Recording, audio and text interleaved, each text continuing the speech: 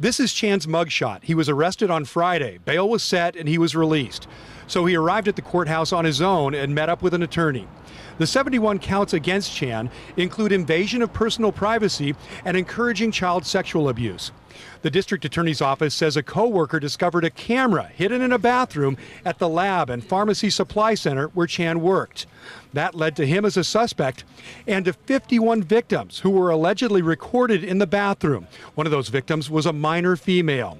It's worth noting that the Kaiser facility is not open to the public, so presumably most of the victims would be Kaiser co-workers or others doing business there.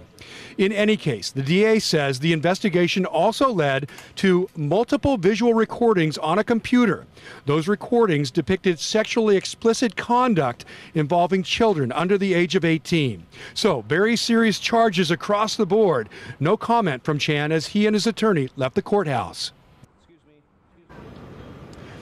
Now, we did get a statement from Kaiser saying in part, quote, "This is not a patient care facility and the bathroom was used primarily by employees. We notified Portland Police and collaborated with them on an investigation through which we identified an employee suspect. We terminated the employee immediately." Now, Chan's attorney did send us a written statement saying his client is presumed innocent and asking people to reserve judgment for now. There will be many more days in court to come.